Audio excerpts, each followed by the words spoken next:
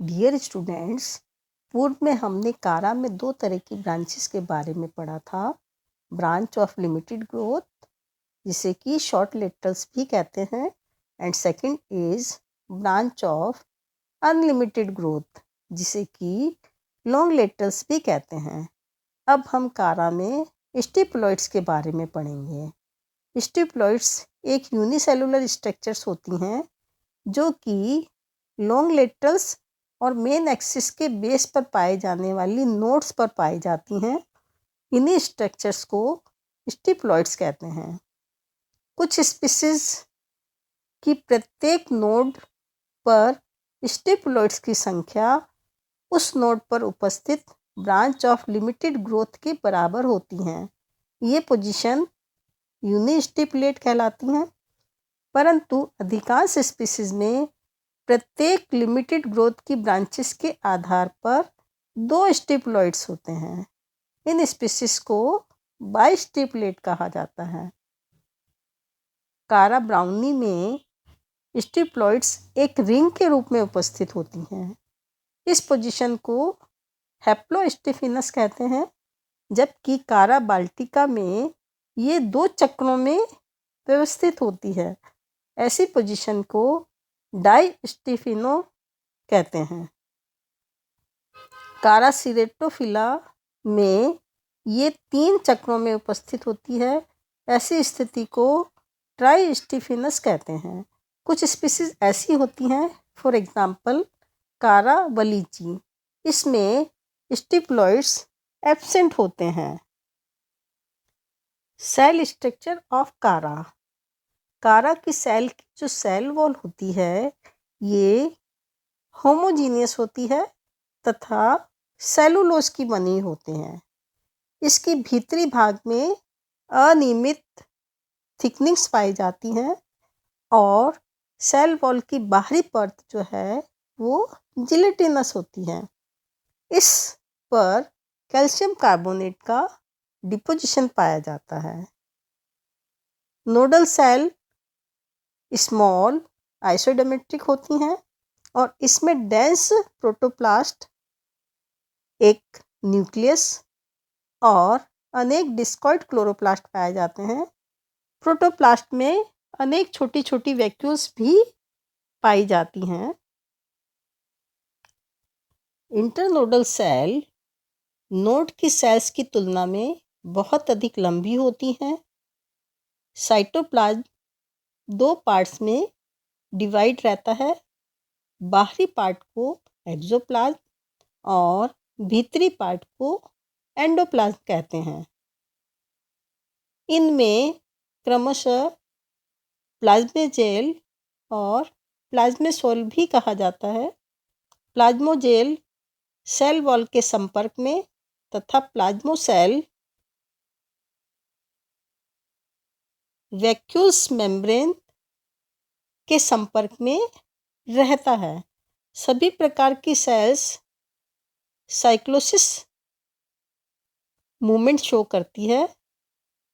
किसी भी इंटरनोड के प्रोटोप्लास्ट का प्लाज्मोसोल निरंतर रोटेशन द्वारा शो होता रहता है। प्लाज्मोसोल्स निरंतर ऊपर और नीचे की ओर मूवमेंट करता है या प्रवाहित होता रहता है। सेल वॉल में उपस्थित प्रोटीन फिलामेंट्स के क्रमानुकंचन के द्वारा ही प्रोटोप्लास्ट के भ्रमण की क्रिया या प्रोसेस होती है। इन फिलामेंट में नियमित संकुचन और फैलाव के कारण प्लाज्मोसोल में एक लहर उत्पन्न होती है और इन कोशिकाओं में एक न्यूक्लियस भी पाया जाता है जो कि माइटोटिक डिवीजन के द्वारा मल्टी न्यूक्लियट्स में कन्वर्ट हो जाता है। इसके अलावा इसमें अनेक छोटे छोटे डिस्कॉइड क्लोरोप्लास्ट भी पाए जाते हैं और रिजर्व फूड मटेरियल स्टार्च के रूप में रहता है, जैसा कि आप डायग्राम में देख सकते हैं। कॉर्टिकेशन और कॉर्टेक्स। कारा की कुछ स्पीशीज में इंटरनोड सेल्स के चारों ओर कम चौड़ी कोशिकाओं का घेरा पाया जाता है। इन्हीं कोशिकाओं को हम कॉर्टेक्स कहते हैं। फॉर एग्जाम्पल, कारा कॉरेलाइना, कारा ब्राउनी। इन स्पीशीज में कॉर्टेक्स पाया जाता है, इसलिए ये स्पीशीज कॉर्टिकेटेड स्पीशीज कहलाती हैं। जिनमें कॉर्टेक्स नहीं पाया जाता है उन्हें इकॉर्टिकेटेड स्पीशीज कहा जाता है। कॉर्टिकल फिलामेंट की नोड की कोशिकाएं यदि डिवाइड नहीं होती हैं तो कॉर्टेक्स की कोशिकाएं प्रथम श्रेणी की कही जाती है। ऐसे कॉर्टेक्स को हैप्लोस्टाइकस कहते हैं। फिलामेंट यानी कि कॉर्टेक्स की फिलामेंट की नोड कोशिकाओं में लेटरल डिवीजन होता है, जिसमें एक या दो पेरिफेरल सेल्स बनती हैं। इन्हें द्वितीय श्रेणी की कोशिका कहते हैं, जो कि प्रथम श्रेणी की कोशिकाओं के बीच रहकर डिप्लोस्टाइकस अथवा ट्रिप्लोस्टाइकस प्रकार का कॉर्टेक्स बनाती है।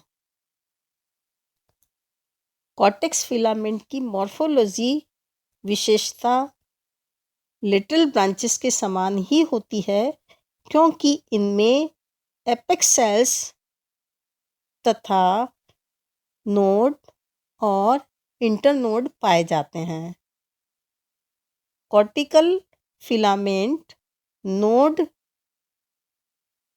को घेरे हुए होती है और नोड की प्रत्येक सेल से एक ऊपर की ओर यानी कि एडेक्सल साइड पर और दूसरा नीचे की ओर यानी कि एबेक्सल साइड पर बढ़ने वाला फिलामेंट बनाती है।